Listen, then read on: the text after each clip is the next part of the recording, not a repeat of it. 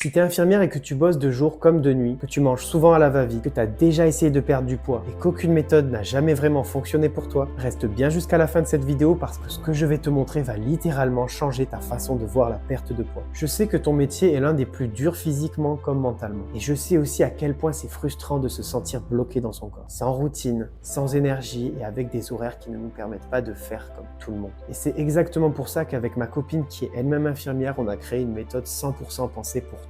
Une méthode qui prend en compte ton rythme décalé, ton manque de temps et même tes journées complètement chaotiques. Et aujourd'hui, je vais te partager toute ma méthode entièrement de A à Z sans rien te cacher. Mais ce n'est pas tout parce qu'à la fin de cette vidéo, je vais t'offrir un plan complet pour t'aider à mettre en place cette méthode dès demain sans prise de tête. Et pour celles qui écouteront jusqu'au bout, je t'offrirai même un deuxième cadeau. Alors installe-toi confortablement, respire un bon coup et laisse-moi te montrer que oui, il existe enfin une méthode de perte de poids qui est faite pour toi.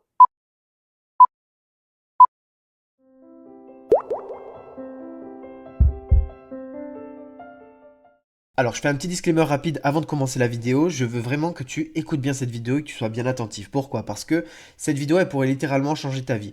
Parce que quand on change de physique, on a une autre appréhension au monde. Le monde est différent. Tous les gens qui ont changé de physique, qui ont fait une transformation pourront te dire ma vie n'est plus la même. Tu ne t'habilles pas pareil, les gens ne te considèrent pas pareil. Tout change dans ta vie, ok? Donc voilà, c'est une vidéo vraiment qui pourrait te changer la vie. Et deuxièmement, suis à la lettre cette vidéo. Et si, vraiment, moi, c'est vraiment la garantie, c'est que si tu suis à la lettre cette vidéo, tu vas perdre du poids et tu pourrais même atteindre le corps que tu rêves, ok? C'est une grosse promesse que je te fais, mais plus on va avancer dans la vidéo et plus tu vas te rendre compte que cette promesse que je te fais, elle est totalement réalisable, ok? Et si je te fais cette garantie, si tu me dis j'ai appliqué ça, ça et ça, et je n'ai pas eu le résultat, c'est qu'il y a un petit truc peut-être qui a déconné, eh bien, si tu n'y arrives pas malgré tout, tu m'envoies un message sur Instagram et je t'offre 1 heure avec moi. C'est vraiment ma garantie, c'est que si malgré tout, tu as appliqué ce qu'il faut et tu n'y es pas arrivé, je t'offre 1 heure avec moi gratuitement, ok? Allez, on commence de suite. Alors, pour commencer, d'abord, on va commencer par les bases. En fait, il faut que tu saches quelque chose, c'est, on va se poser une question, quel est le point commun entre toutes les filles qui ont un corps de dingue, hein? Quel est le point commun entre chacune de ces filles? Eh bien, il y en a un, hein, c'est vraiment quelque chose qu'il faut que tu entres bien dans ta tête, c'est que elles comprennent les mécanismes de la perte de poids et donc elles comprennent ce qu'elles font. Quand, par exemple, une de ces filles va faire les courses, quand elle cuisine, quand elle fait du batch cooking, quand elle mange dehors, quand elle va faire du sport, elle sait exactement ce qu'elle est en train de faire et pourquoi elle le fait, tu vois. Et ça c'est vraiment l'une des grandes différences entre toutes les personnes qui arrivent à perdre du poids et ceux qui n'y arrivent pas. Parce que moi, en fait, j'ai trop vu de personnes qui ont essayé de perdre du poids pendant des années, mais vraiment des années. On me dit, oui, ça fait 20 ans que je fais des régimes. Et lorsqu'en fait je leur explique le fonctionnement de la perte de poids, ils me disent tout le temps qu'ils en ont jamais entendu parler. Ils me disent je savais pas, ah bon ça fonctionne comme ça. Donc ça veut dire que pendant des années, ils ont fait des choses en fait sans comprendre ce qu'ils étaient en train de faire. Et là, en fait, il faut vraiment que tu viennes casser ce truc-là, ce schéma, et que tu entres enfin dans la connaissance de comment ça fonctionne. Et le truc avec la perte de poids, c'est que c'est facile à comprendre, tu vois. Je vais tout te révéler en 30 secondes, mais juste avant, je vais t'expliquer comment ça va fonctionner. C'est que dans la vie, soit je peux te donner du poisson une fois, et comme ça tu mangeras. Tu vas manger une fois. L'analogie, c'est te dire, je peux te donner un programme et te dire, fais ce régime, fais cette chose-là, sans que tu comprennes qu'est-ce qui se passe. Ok. Soit je peux t'apprendre à pêcher, et donc tu auras à manger pour toujours. Donc je peux te donner la méthode de comment faire, et donc tu seras indépendante pour toujours. Et ce qui va se passer là, c'est que dans cette vidéo, je vais t'expliquer comment ça marche, et en plus je te donnerai un plan d'action. Donc je vais te donner du poisson, et je vais t'apprendre à pêcher. Ok. Donc comment fonctionne réellement la perte de poids? Je vais te montrer vraiment les bases qu'on ne t'explique jamais. Ok. Alors ton corps, il faut que tu le voies comme une pile. Ok. C'est une pile électrique comme une batterie. Ok. Et en fait, ton corps, tous les jours, il peut soit se remplir d'énergie, comment en mangeant, hein. L'électricité de ton corps, tu vois, l'énergie de ton corps, c'est la calorie. Donc à chaque fois que tu manges, derrière un paquet, il y a marqué le nombre de calories. Et bien ça, c'est l'énergie que ton corps il va absorber. Ok. Il peut donc soit se remplir, soit il peut dépenser, donc perdre de l'énergie. Ok. Et tous les jours, tu te dépenses de deux manières. Numéro un, en bougeant, donc à travers le sport, ça c'est évident que enfin, peut-être que tu en fais ou pas.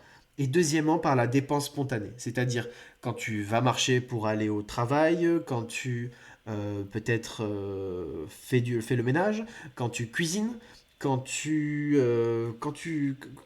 marches un petit peu partout, quand tu fais du shopping. En fait, chaque activité que tu vas faire va entraîner une dépense. Ok? Et ça, c'est le plus petit de la dépense. C'est pas le plus gros. Le plus gros, où est-ce qu'il est? Il est dépensé sans rien faire. En fait, tu as ce qu'on appelle ton métabolisme de base, en fait. C'est que ton corps, pour assurer ses fonctions vitales, donc pour respirer, dès que tu respires, dès que ton cœur bat, dès que tu réfléchis, même quand tu es en train de dormir, ton corps, il va dépenser de la calorie tout seul, ok, sans rien faire.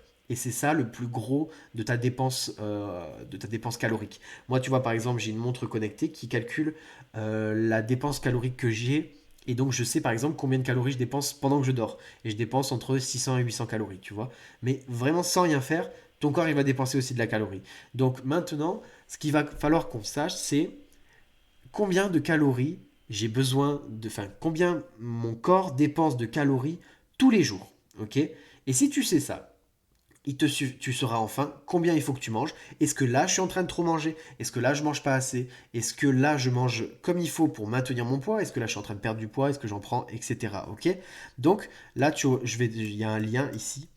Je te le mettrai dans la fiche. À la fin, tu auras une fiche récap vraiment de tout avec un petit plan d'action à suivre pour vraiment appliquer ce qu'on vient de voir aujourd'hui à ton quotidien. Ok? Donc, je te mettrai ce lien là sur lequel on va aller. Alors, on va aller sur le site de Julien Vénesson et on va calculer son métabolisme de base, combien notre corps il brûle.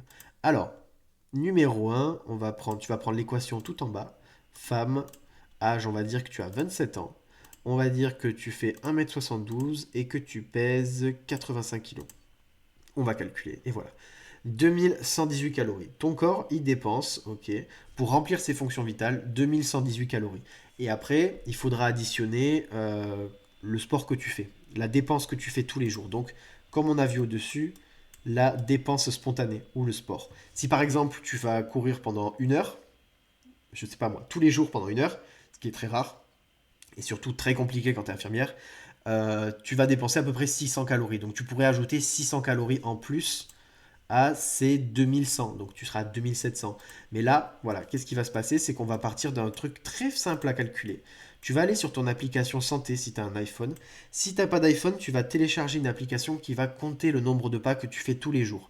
Et donc tu vas aller regarder ton nombre de pas que tu fais chaque jour et tu vas regarder, il y a une moyenne. Tu regardes la moyenne en tout, pas combien tu en as fait aujourd'hui ou hier. Regarde combien tu en as fait en général sur le mois, ok? Et ça va te donner à peu près une estimation. Si tu es à moins de 5000 pas, tu es quelqu'un de sédentaire. Donc ici, quand tu rempliras ton truc, tu mettras sédentaire, ok? Légèrement actif, modérément actif, etc. Ok? Et donc, on va le quantifier comme ça, c'est la manière la plus simple de quantifier. Ok? Et à la fin, ça va te donner un chiffre. Peut-être que c'est juste 100 calories en plus. Peut-être que ton corps, il est à 1800 de base et que voilà, tu as 100, 200, 300 calories que tu dépenses tous les jours en plus que ton corps il en brûle tout seul. Et ça va te donner un chiffre. Ok? Et donc, qu'est-ce qui se passe? C'est que grâce à ces deux choses, en fait, ça va nous donner le nombre de calories que ton corps il dépense tous les jours.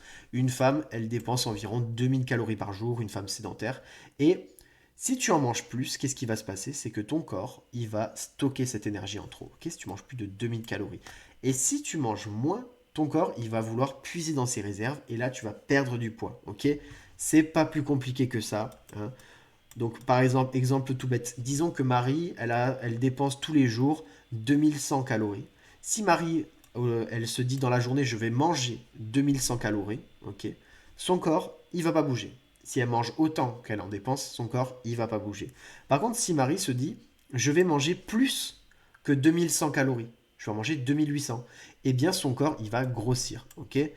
Et ensuite, voilà, si Marie, par exemple, elle mange 1600 calories, donc elle mange moins que son corps, il en brûle, eh bien son corps, pour avoir de l'énergie, pour en dépenser, il a besoin de tant d'énergie tous les jours, eh bien il va venir puiser cette énergie qui est enfermée dans ton corps, donc dans ton gras. Ok, il peut aller puiser dans d'autres choses, mais on le verra un peu plus tard, ou peut-être même pas dans cette vidéo. Bref, qu'est-ce qui se passe? C'est que la conclusion, c'est que ton physique, il est égal à ce qui rentre moins ce qui sort. D'accord? Donc maintenant, un petit récap, si tu fais rentrer plus d'énergie, donc si tu manges plus que tu en dépenses, tu grossis. Ok. Si tu fais rentrer moins d'énergie, donc que tu manges moins que ce que ton corps il en dépense tous les jours, tu vas maigrir. Ok. Et si tu fais rentrer autant d'énergie que tu en dépenses, il se passe rien. Ok. Et là, c'est ce qui va se passer, c'est qu'à la base, on va essayer de perdre du poids. Et au moment où tu auras le corps que tu veux, on va remettre on va remonter un peu les calories, et là, tu vas être à un niveau où tu pourras conserver ce physique-là, ok? Comme ça, on va éviter tout ce qui est effet yo-yo, ok? Le problème de l'effet yo-yo, c'est que les gens, ils perdent du poids parce qu'ils mangent moins, puis après ils remangent comme avant. Donc hop, puis après ils refont comme ça, hop, hop, hop, ils se mettent pas au maintien, ok? Donc bref, qu'est-ce qui se passe? C'est que il va falloir que tu comprennes un truc absolument pour qu'on soit tous d'accord. C'est vraiment quelque chose qui est enseigné dans tous les cursus de nutrition, de diététique, de médecine. C'est très simple. C'est un gros mot qui est très compliqué, mais c'est très simple. C'est la loi de la thermodynamique. Alors là, attention aux âmes sensibles, pas parce que ça va être compliqué, mais parce que ça va être une vérité qu'il faut entendre, d'accord? Je vais être cash et je vais te dire toute la vérité, mais je te donnerai une solution et tu verras que cette vérité, elle ouvre en fait tout un champ d'espoir, ok? Je t'en dis pas plus, tu vas le voir.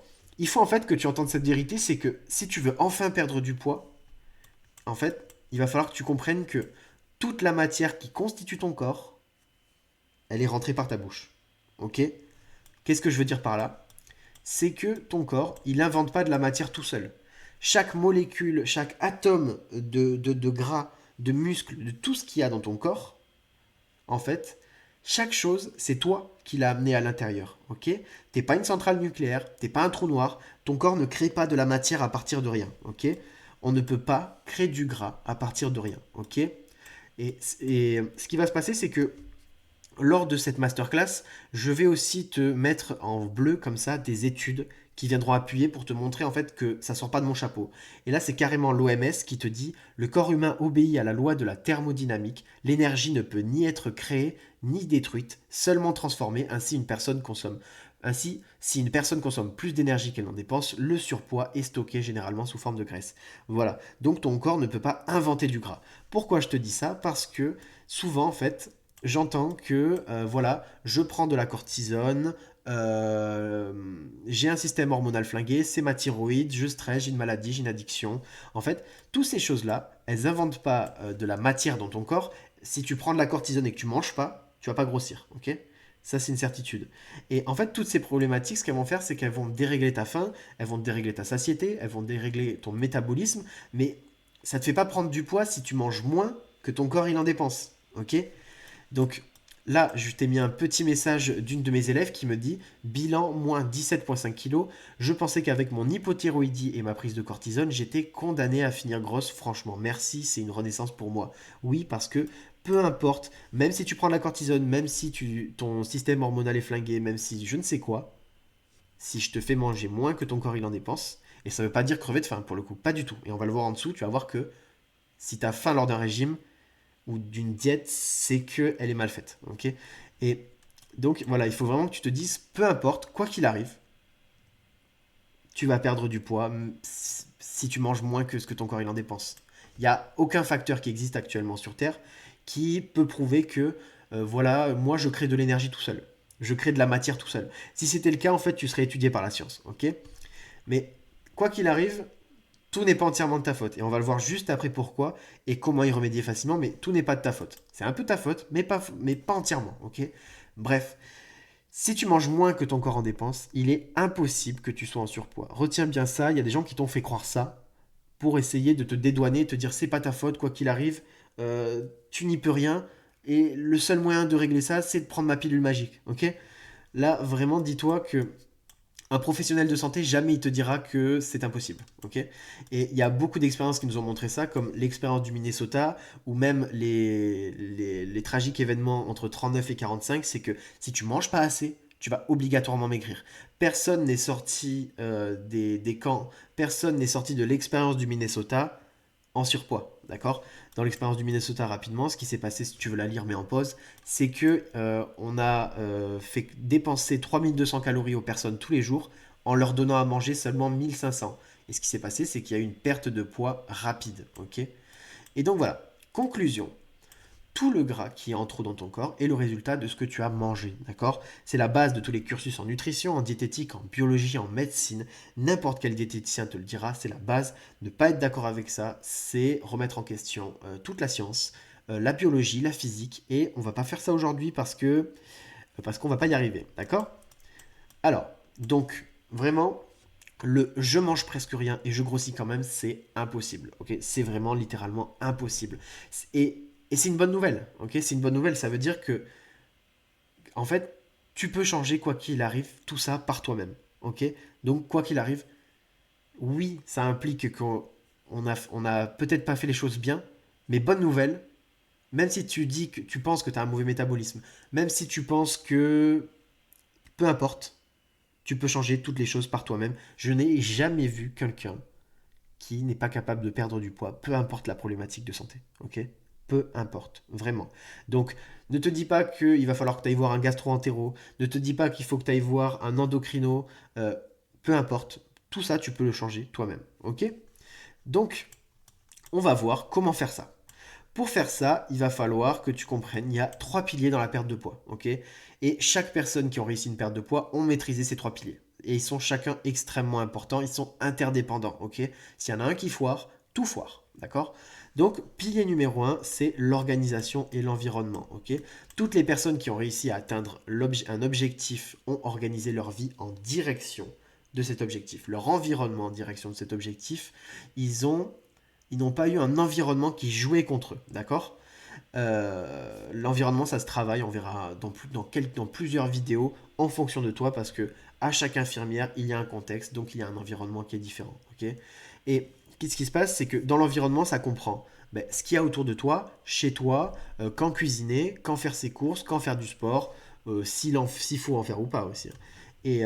Et donc voilà, c'est vraiment un pilier qui est hyper important et dont personne ne parle jamais. C'est des fois, en fait, il y a des gens qui font tout bien. C'est qu'ils ont le bon état d'esprit, ils ont la nutrition qui va avec, mais ils ont un environnement qui joue contre eux. Ok. Et ça, c'est un point dont personne ne parle jamais. On parle tout le temps de sport, on parle tout le temps de nutrition, on parle jamais de mindset, on en parle un peu quand même, mais de l'organisation et de l'environnement, on n'en parle jamais. Et c'est fondamental. Alors, ensuite, deuxième pilier, la nutrition et la santé. Toutes les personnes qui ont réussi à perdre du poids savent quoi manger et en quelle quantité, d'accord? Ils savent exactement ce qu'ils sont en train de faire, ok? Et ils n'ont pas besoin de peser pour savoir ce qu'ils sont en train de faire. C'est ça le truc. Je vais te montrer après comment être sûr que tu manges bien, ok? Alors, qu'est-ce qu'il y a là-dedans? Il y a quoi manger, que faire comme sport, le sommeil. Il y aura plusieurs trucs là-dedans, mais ça comprend la nutrition et la santé, ok? Et troisième pilier qui est très important et qui est souvent mal compris, le mindset, c'est-à-dire l'état d'esprit, la motivation. Et la motivation, en fait, il faut se dire un truc, c'est que c'est la matière première à tout mouvement, à toute chose qui existe sur Terre. Ce micro que j'ai à côté de moi et qui fonctionne assez bien, qu'est-ce qui se passe? C'est que pour exister, il y a quelqu'un qui s'est motivé à la base, ok? Il y a eu une motivation de créer quelque chose. Tout ce que tu vois autour a été créé par un élan de motivation. Et le truc, c'est que la motivation, il faut que tu la voies comme une bête. C'est un monstre, c'est une créature. Et en fait, c'est une bête qu'il faut nourrir. Ok. Il faut la nourrir tout au long du processus, pas seulement au début. Ce qui se passe, c'est que les gens, ils ont beaucoup de motivation au début. Ils ont beaucoup de motivation au début, par X ou Y moyen, ils se motivent énormément. Et petit à petit, ça descend, ça descend, ça descend. Pourquoi? Parce qu'ils n'ont pas nourri la bête. Ok. Donc on va voir comment créer la bête, nourrir la bête et comment la défendre. Ok. Donc parmi ça, ça comprend des outils, des habitudes pour entretenir la motivation. On va voir tout ça ensemble. Ok.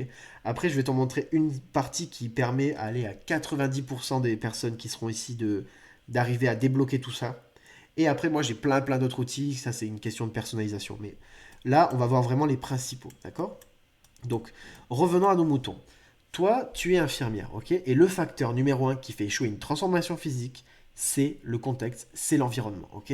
Quand tu es infirmière, ton contexte de vie, il est très particulier. Donc, il y a vraiment, comme je disais juste avant, par infirmière, il y a un contexte et donc il y a une organisation qui est différente, ok? Que tu sois infirmière de nuit, que tu sois infirmière vacataire, que tu sois infirmière euh, en 8 heures, en 12 heures, tout change, ok? Ton contexte est totalement différent à chaque fois. Et pour te montrer à quel point ça peut jouer, c'est que voilà, si tu as un métier entre guillemets random, c'est que tu fais le métier, tu fais un 9h, 18h, le matin, si tu veux, tu peux te lever plus tôt et aller faire du sport.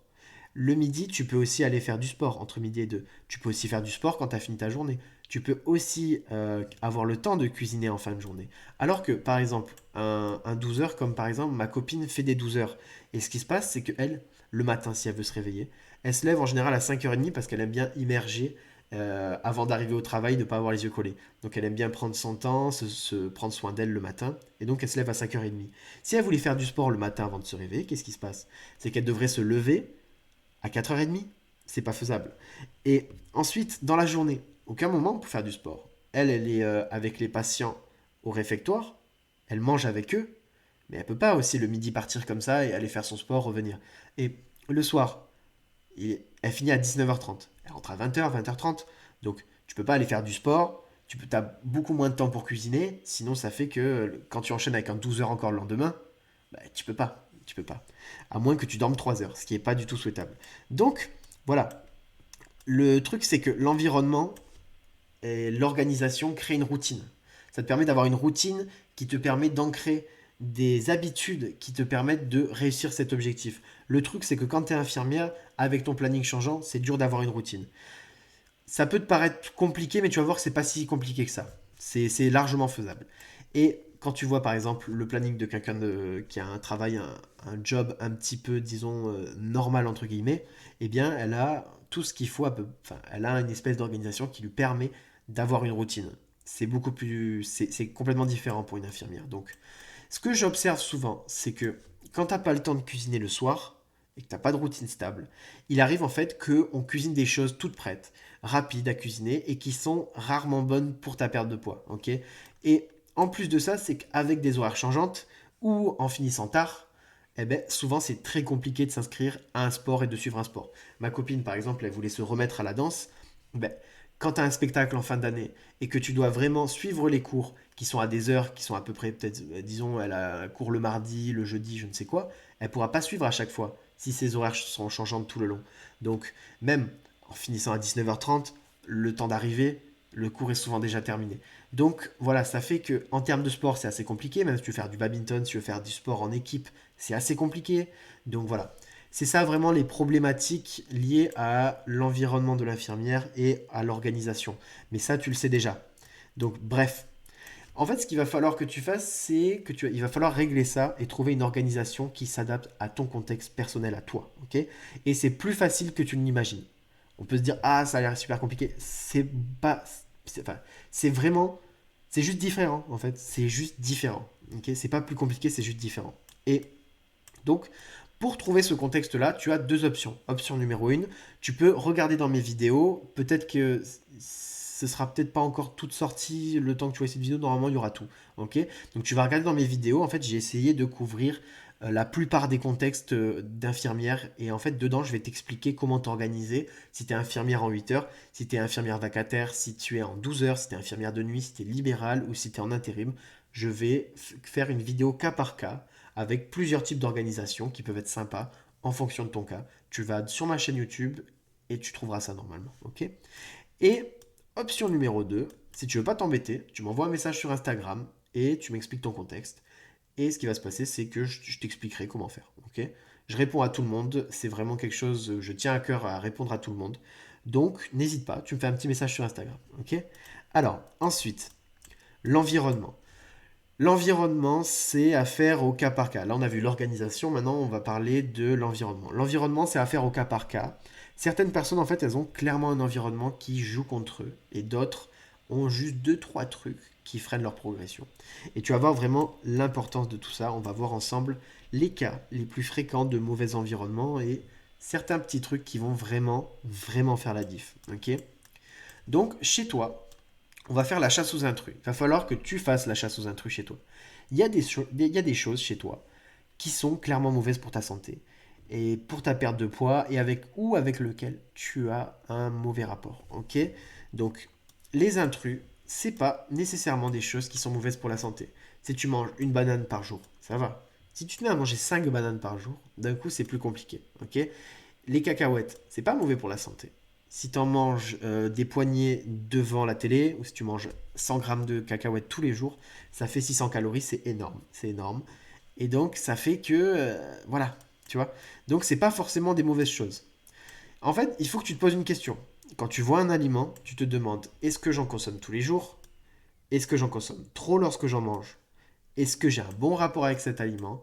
En fait, il va falloir que tu te poses des questions quand tu es face à l'aliment. Et si tu as un doute, ce que tu fais, c'est que tu m'envoies une photo de cet aliment, tu m'envoies aussi l'étiquette derrière sur Instagram et je te répondrai. Et quoi qu'il arrive, très souvent, je te dis très souvent, tu sais déjà ce qui est mauvais pour toi dans ton placard. Ok? Tu sais déjà ce qui est pas bon. Hop, attends, j'ai une petite notification qui m'embête. Voilà. Donc voilà. Qu'est-ce qui va se passer? Une fois que tu as identifié un intrus, tu as trois options face à toi. Numéro un, le cacher. Cacher ces intrus. Pourquoi les cacher? Là, tu vas voir l'importance et l'impact des intrus sur ta vie. Il y a une étude simple qui est assez connue, une étude qu'on a fait avec des bonbons. Hein, tu peux la retrouver ici, tu tapes ça et tu vas la retrouver. C'est que on a mis des bonbons qui étaient. On a testé les distances et la consommation des bonbons. C'est-à-dire, si je te mets un bocal de bonbons qui est proche de toi et qui est visible, tu as 148% de chances d'en manger. Ça veut dire que quoi qu'il arrive, tout le monde va en manger un, voire un et demi. Ok. Ensuite, si il est visible mais éloigné, là le bocal de bonbons sur la photo, il est derrière la demoiselle. Ce qui se passe, c'est que tu as 81% de chances d'en manger. Et si par contre il est non visible mais proche, c'est par exemple il est dans l'armoire derrière la demoiselle, ce qui va se passer, c'est que on a 48% de chances, donc une chance sur deux d'en manger un ou pas. Et ensuite, s'il est non visible et éloigné, par exemple, il est dans les bureaux là-haut, elle sait qu'ils existent ces bonbons, mais ils sont visibles, ils sont non visibles et éloignés, il y a 23% de chances d'en manger. Donc, si tu as, par exemple, tu caches tes bonbons quelque part chez toi, qui sont éloignés de là où tu es, je sais pas moi, dans ton garage, et que, enfin voilà, tu as 21% de chances d'en manger. Alors que s'ils sont visibles et proches, tu as, quoi qu'il arrive, c'est sûr que tu vas en manger. S'ils sont dans un placard devant toi, s'ils sont posés sur la table à manger, s'ils sont accessibles et visibles, super proches, quoi qu'il arrive, c'est une certitude, tu vas en manger. Et c'est pour ça en fait que les intrus posent problème. C'est qu'il y a des choses que tu sais que c'est pas bon pour toi. Et en fait, ils sont visibles devant toi et accessibles. Tu vois. Après, moi j'avais une de mes élèves qui avait caché des gâteaux en haut de son frigo. Et ce qui se passait, c'est qu'elle allait tout le temps, elle me disait, je prends la chaise, je monte dessus, je vais en manger un, je repars, et je fais tout le temps ça. Je lui dis, bah, à ce compte-là, c'est que tu n'as pas un bon rapport avec tout ça. Donc, il vaut mieux passer à l'option numéro 2, c'est les donner, les jeter ou t'en débarrasser. Ok. Moi, j'ai une de mes élèves, ce qu'elle a fait, c'est qu'elle a pris des boîtes à gâteaux de grand-mère, elle a rempli avec tous ses intrus, et elle les a donnés à je ne sais qui, elle les a donnés, tu vois. Donc, c'est souvent mieux pour toi. Et une fois que tu as fait ça, pourquoi pas trouver une alternative plus saine et ne plus en acheter. Parce que tout le monde s'en portera mieux. Pourquoi je dis ça souvent? Parce qu'on me dit oui, mais mes enfants, tu sais, ils ont besoin de gâteaux et tout. Bon, petit instant, je suis pas là pour faire de faire la morale à qui que ce soit. Juste, si tu sais que c'est pas bon pour toi, que ça entraîne des mauvaises choses pour toi, ces mauvaises choses-là, elles vont arriver aux personnes que tu aimes. Et en fait, tous les complexes, tous les trucs que tu as, ben ça va retomber sur les gens, sur tes proches, sur tes enfants. Donc, pourquoi je te dis qu'il vaut mieux trouver des alternatives plus saines? Et ça prend pas forcément plus de temps, pour le coup. Et c'est pour ça que je dis, quoi qu'il arrive, que tout le monde s'en portera mieux. Ok. Toi, tu t'en porteras mieux, ta famille s'en portera mieux. Donc, souvent, c'est pas plus mal de trouver une alternative plus saine. Ok. Alors, ensuite, règle à retenir.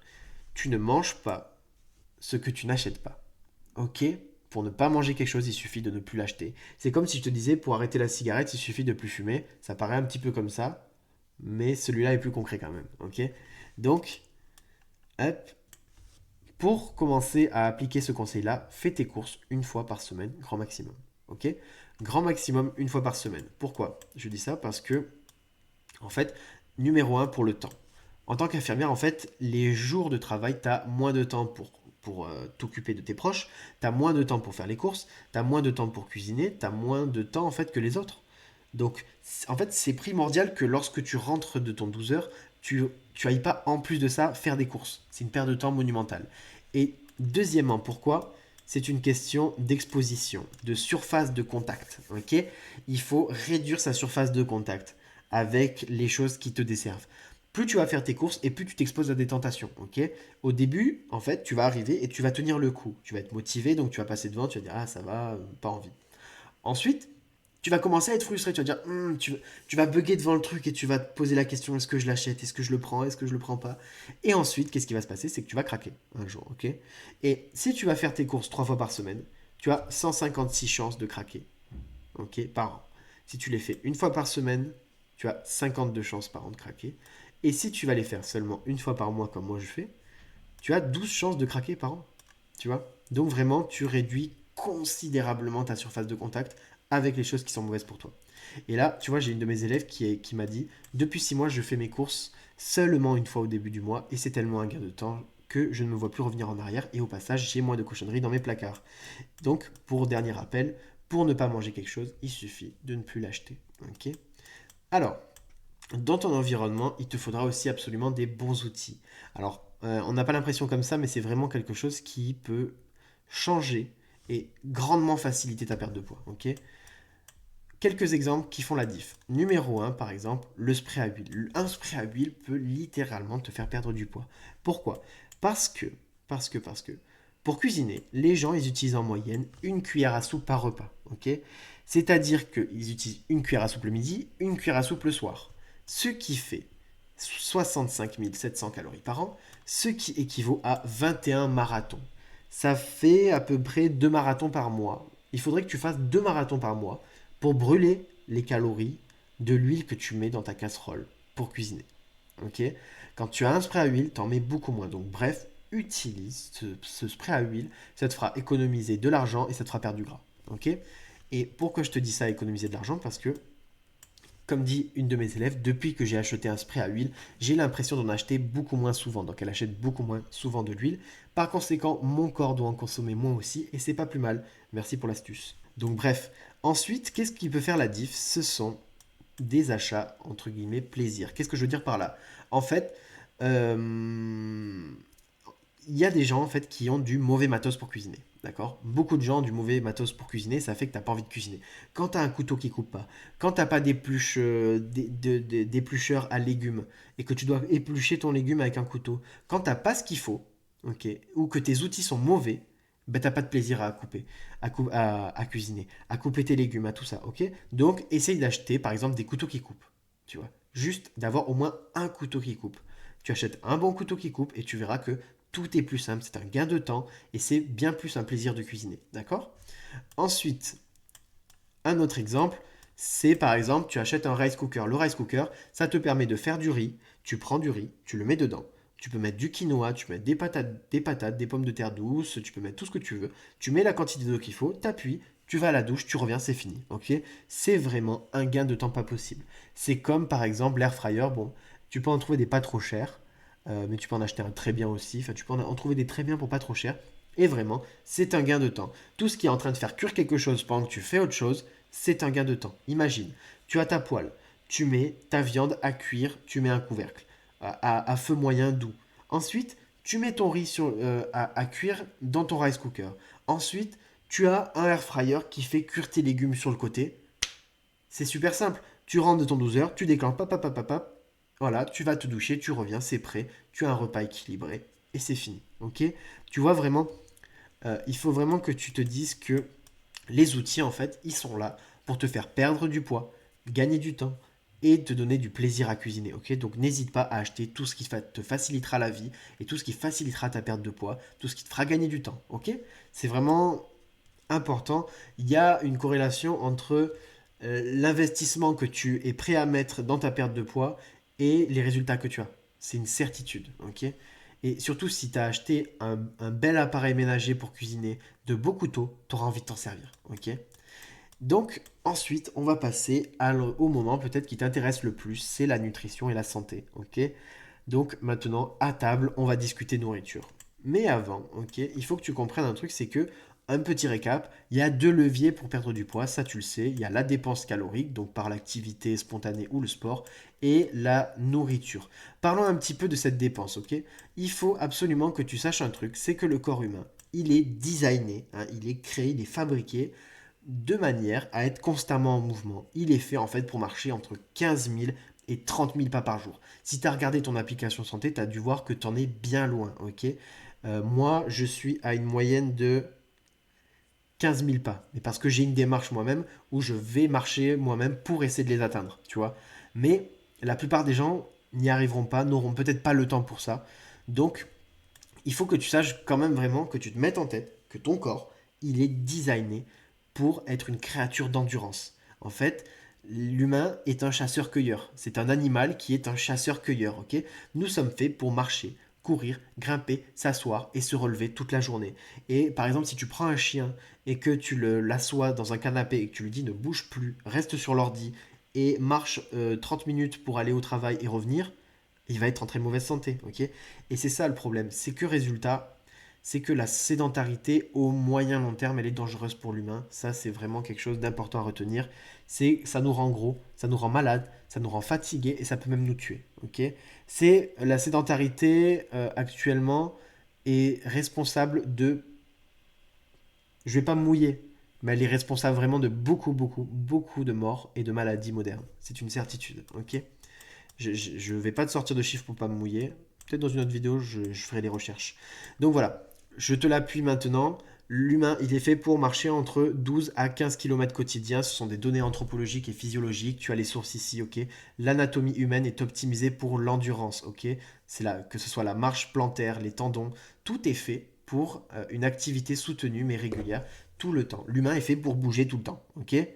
Ça, il faut que tu le retiennes bien. Ok, la moyenne française, c'est 7578 pas par jour. Malheureusement, elle est biaisée parce que dedans, tu as tous ceux qui font des marathons, tous ceux qui vont courir. Donc, si tu prends vraiment le français moyen, c'est beaucoup plus bas que ça. On sera à peu près dans les alentours de 4000 à 5000 pas. Ok, ne sous-estime surtout pas ce facteur. Ok, la dépense, il ne faut pas la sous-estimer. Tu vois, j'ai fait maigrir un tas d'infirmières juste en augmentant simplement un petit peu leur nombre de pas tous les jours. Tu vois, parfois, il suffit de passer de 4000 pas à 7500 pour perdre du poids. C'est-à-dire marcher 20-30 minutes. Tu vois, donc ce qui est vraiment pas énorme. Et donc, maintenant, on va reparler de toi, ok? En fonction de ton service, tu vas marcher plus ou moins de pas. Il y a des services où on peut faire 10 000 pas par jour et il y a des services où on peut en faire 5000 par jour, ok? Donc, tu vois bien le genre de service qui bombarde, hein. Il y a des services vraiment qui sont intenses, type urgence, tout ce genre de services-là qui sont soutenus. Et tu as peut-être des services qui sont plus de l'aide à la personne, comme EHPAD, comme tout ça, où il va y avoir beaucoup moins de pas qui vont être faits dans la journée. Des fois, si, enfin, ça peut arriver qu'il y ait beaucoup de pas aussi, hein. Mais donc, moi, je vais te dire un truc, c'est que il est sûrement possible que tu sois dans un service où tu marches peut-être, tu as l'impression de marcher beaucoup, ok. Il est impossible, en fait, il est possible que tu te dises, moi dans mon service, je marche déjà beaucoup, je comprends pas pourquoi je suis en surpoids. Et c'est sûrement vrai, hein. C'est sûrement vrai que tu marches beaucoup.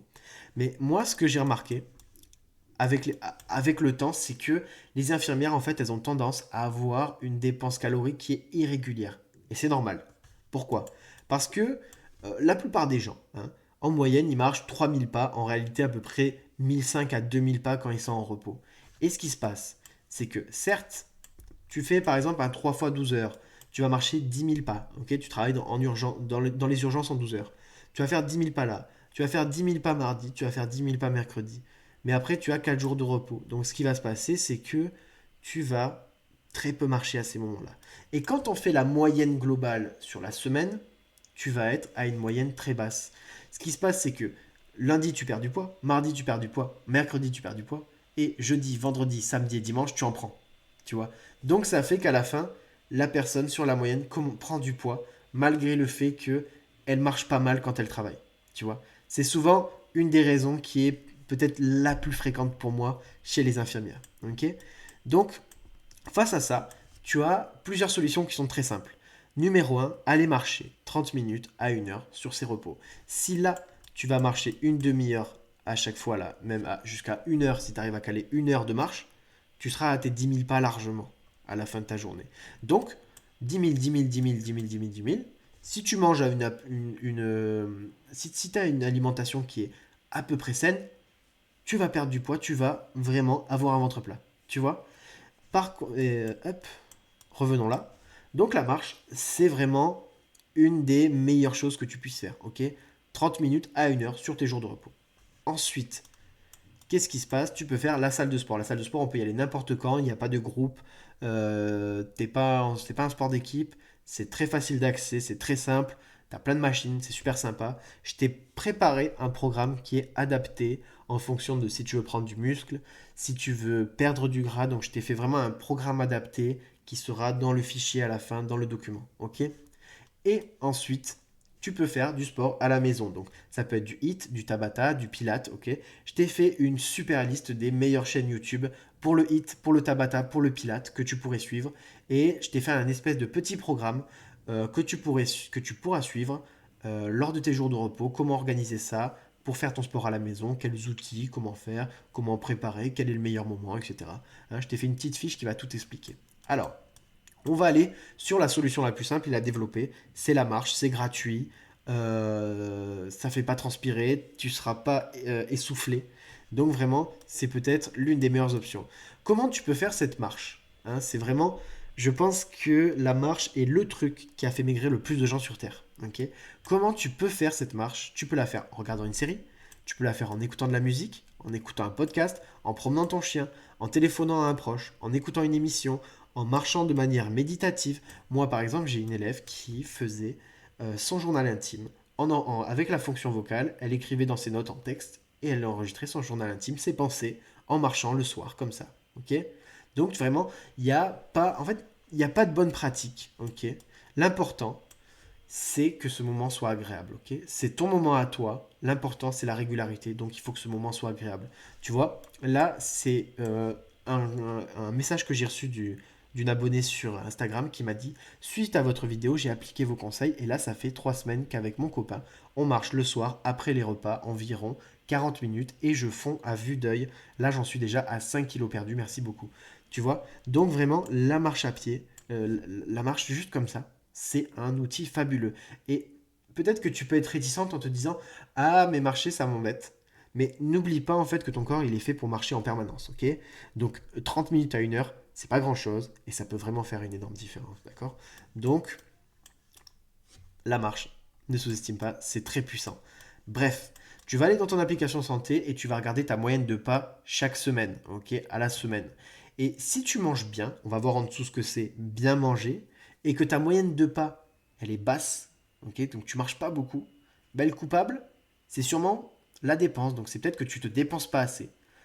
Ok, et là, il va falloir marcher un peu plus. Si par contre, tu as une moyenne de pas qui est élevée, donc à 10 000 pas au plus, le coupable, c'est sûrement la nourriture. Ok, et la perte de poids, en fait, c'est vraiment une enquête. Et elle consiste à savoir vraiment qui est le coupable. Qui est souvent la nourriture, qui est aussi, bon, en fait, c'est aussi souvent la nourriture que la dépense. Et c'est même très souvent les deux. Souvent, on a un problème de nourriture et de dépense. Pas compliqué à régler, tu vas juste marcher, tu t'organises. Ok. Qu'est-ce qu'on va manger maintenant?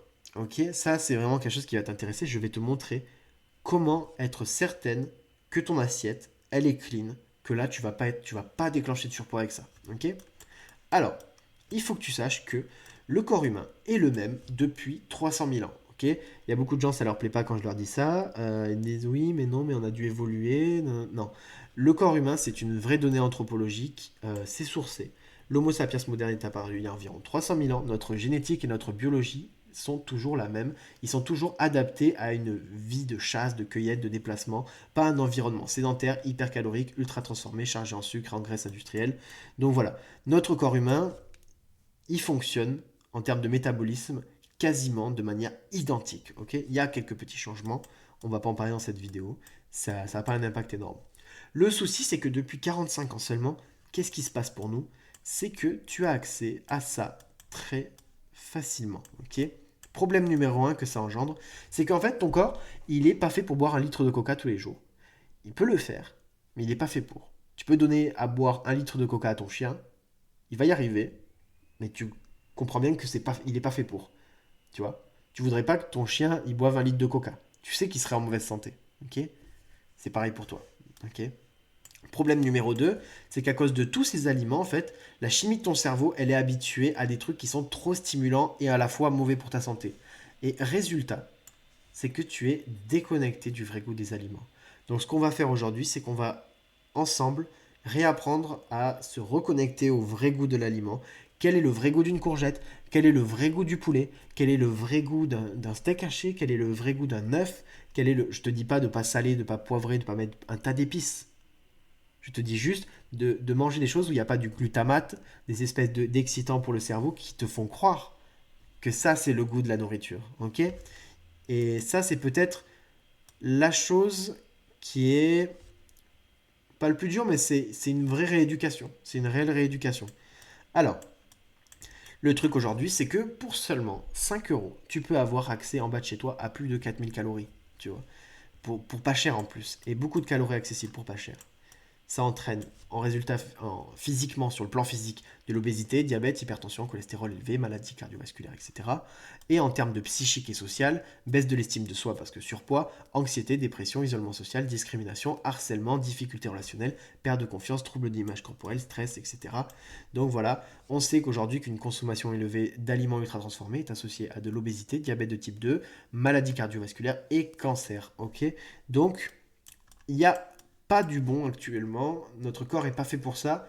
Et il nous envoie des signes pour nous montrer qu'il n'est pas fait pour ça. Ok. Alors que pendant des centaines de milliers d'années, comme à l'époque de nos grands-parents, si tu voulais te casser le bide, qu'est-ce que tu avais à disposition? Ok. Disons que tu es à l'époque de nos arrière-grands-parents, on va dire, et tu as envie de te casser le bide. Ok. Tu te dis, allez, je vais me faire un bon gros repas. Hein. À quoi tu avais accès? Tu avais accès à ça. Et c'est tout. Ok. Et le problème, c'est que les gens, ils savent plus ou ils ne veulent plus cuisiner de la vraie nourriture. Ok. Ça, c'est vraiment problématique. Imaginons maintenant que là, tu t'es dit, je vais essayer de me péter le bide avec de la nourriture de l'époque de nos grands-parents. Ok. Donc, tu vas prendre un bon filet de poulet, ok, que tu vas faire griller avec quelques épices, avec une petite pointe de gros sel. Tu vas t'envoyer des courgettes que tu vas faire aussi griller.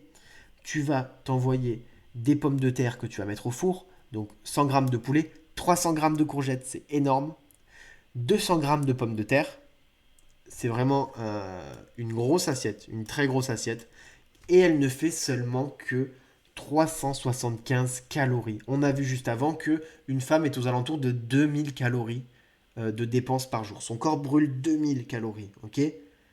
Si tu lui donnes ce repas une fois, 300 calories, c'est rien. Et qu'est-ce qui se passe? Réplique cette assiette chez toi, ok? Et tu verras en fait qu'elle est presque impossible à finir, ok? Vraiment, tu peux te faire une grosse assiette comme ça. Et j'ai une de mes élèves qui m'a dit, franchement c'est incroyable, pour l'instant j'ai perdu 9 kilos et je n'ai pas eu faim une seule fois. C'est normal, c'est normal. Je pensais pas qu'on pouvait manger autant de quantité et perdre du poids, j'en reviens toujours pas, ça m'a débloqué une autre réalité dans mon cerveau. Ça, c'est une personne sur Instagram qui est une de mes abonnées. Et ce qui se passe, c'est que, imaginons, si tu mangeais cette grosse assiette 3 fois dans la même journée, tu ne serais qu'à 1125 calories. Et là, il est impossible que tu sois en surpoids, ni que tu aies faim une seule fois dans la journée. Ok? Donc, vraiment, imagine-toi, une des questions qu'on me dit, oui, est-ce que c'est plus cher de manger comme ça? Non, c'est pas plus cher, c'est imbattable. J'avais fait l'expérience plusieurs fois, j'avais pris même des poêlées qui sont toutes faites. Si tu calcules et que tu achètes toi-même tous les ingrédients, c'est toujours moins cher. C'est toujours moins cher. Et donc là, une de ces assiettes comme ça qu'on vient de faire, qui est une assiette vraiment conséquente, on en a à peu près pour 2 euros, 2,12 €. Donc ça fait 6,36 € les 3 assiettes. C'est énorme, ok? Vraiment, manger ça, ça va te plâtrer comme pas possible, ok? Je suis même pas sûr que je crois que la plupart des filles qui sont ici ne seront même pas capables de finir ces 3 assiettes dans la journée, ok? Et le truc, c'est que c'est pas plus cher, tu as 1125 calories dans ces 3 gros repas. Et ce qui se passe, c'est que si tu veux te faire un petit best-of CBO, tu as 1130 calories dans seulement ce menu, sans compter le McFlurry M&M's. Et donc, Team Dain, M&M's, c'est ma copine qui adore ça. Caramel Dain, moi. Et qu'est-ce qui se passe? C'est que tu auras moins de calories dans ces 3 assiettes que dans ce petit menu. Ok? Cuisiner soi-même est toujours financièrement imbattable. Retiens-le, ok?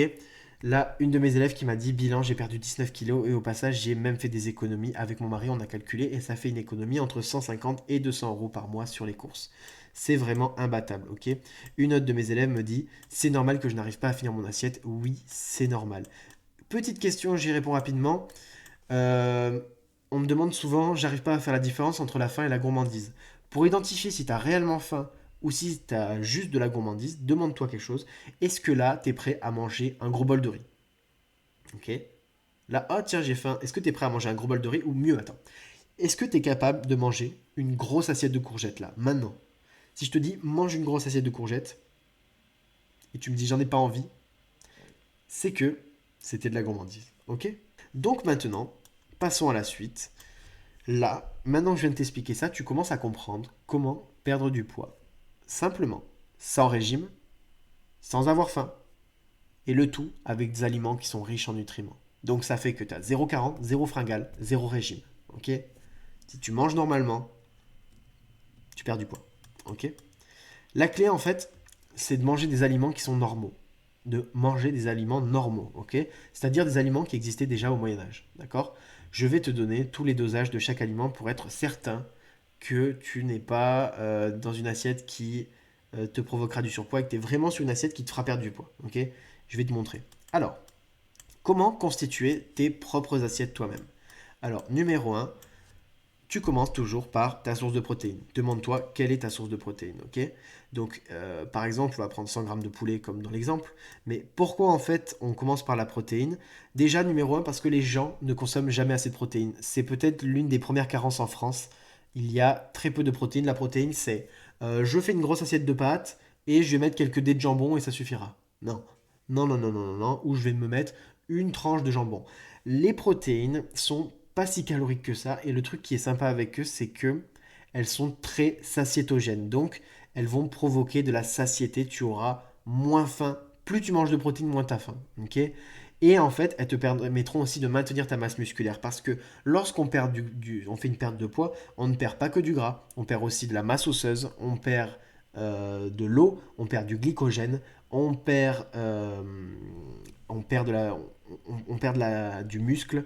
Et en fait, ce qui va se passer, c'est que pour empêcher cette perte musculaire, il va falloir nourrir ces muscles, ok? Pour empêcher un processus qui s'appelle le catabolisme. On ne va pas en parler ici. Mais voilà, si tu manges de la viande, tu ne perdras pas du muscle. Le muscle, c'est pas facile à gagner, donc on n'a pas envie de le perdre, ok? Et ensuite, une fois que tu as choisi ta source de protéines, tu vas te demander quels légumes je vais manger. Okay, il y a des milliers de légumes et les légumes, ça ajoute du goût, de la couleur, de la texture. Et ce qui est super avec les légumes, c'est qu'ils ont un fort indice de satiété parce qu'ils sont riches en fibres. Donc, ils vont vite te caler. Ils sont très très peu caloriques. Ils sont riches en nutriments. Okay, donc vraiment, ce que je veux dire par nutriments, c'est qu'ils sont pleins de vitamines. Okay, et dernièrement, tu choisis une source de féculents dans des proportions qui sont raisonnables. On va voir en dessous les proportions de féculents qui te permettront de jamais être en surpoids.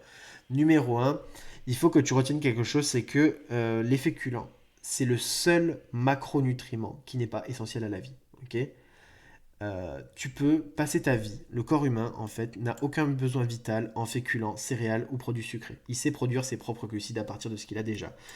Je vais pas t'expliquer comment ça se passe, mais en gros, si tu manges des protéines et que tu as aussi une source de graisse, ton corps crée lui-même ses propres glucides, sa propre énergie. Mais, quoi qu'il arrive, il ne faut pas supprimer de ton alimentation les féculents. Okay, c'est pas parce que je te dis qu'il n'en a pas besoin obligatoirement qu'il faut le faire. C'est une source en fait d'énergie qui est facilement utilisable pour ton corps. Ne fais surtout pas ça, sinon tu vas avoir les yeux qui vont devenir tout jaunes. Tu vas être vraiment pas bien. Donc ne le fais surtout pas. On ne supprime rien. Ok, on ne supprime rien. Les aliments, tout ce qui vient de la nature n'a pas à être supprimé. D'accord? Donc le truc qui se passe souvent, c'est que l'excès de féculents, il est souvent à la source du surpoids. C'est souvent la source du surpoids. Ok?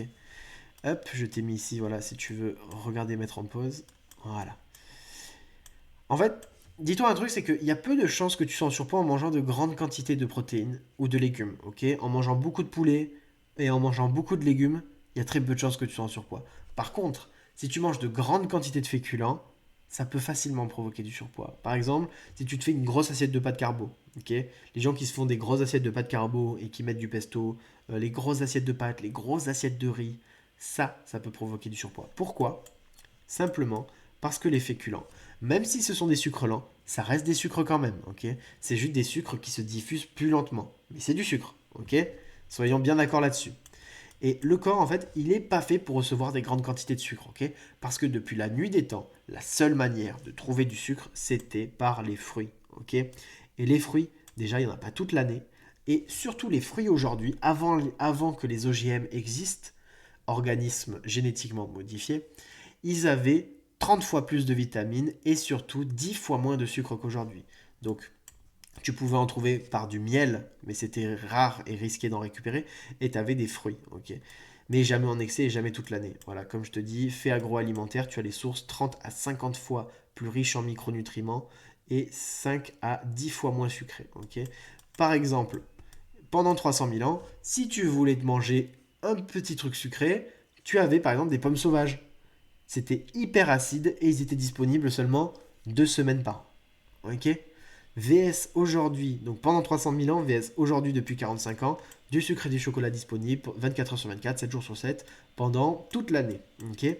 Résultat, tu es déconnecté du vrai goût des aliments. Ok. Plus surpoids, etc., etc. Bref, dans la construction de ton assiette, il va falloir toujours privilégier ta source de protéines et tes légumes et ensuite une source de féculents. Ok. Et quand tu vas manger comme ça, tu vas te rendre compte de quelque chose. Moi, un truc que j'entends souvent là, j'ai 2 témoignages, j'en ai un qui vient d'une de mes élèves et un autre que j'ai eu sur Instagram d'une de mes abonnées. Numéro 1, c'est incroyable, j'ai plus le ventre gonflé et je suis moins constipé avec mes menstruations. Deuxième, l'abonné qui m'a envoyé ça il y a 2 jours, elle m'a dit, c'est vraiment magique, depuis que je mange comme ça, comme tu m'as expliqué, je n'ai plus de ballonnement. Et oui, pourquoi? Parce que en mangeant comme ça, déjà tu manges quelque chose de naturel, il n'y a plus des espèces de perturbateurs, de E300 je sais pas quoi, et en plus de ça, tu as un tas de fibres, de micronutriments, peut-être que ça règle même certaines carences, donc vraiment tu es en meilleure santé, c'est tout, ok.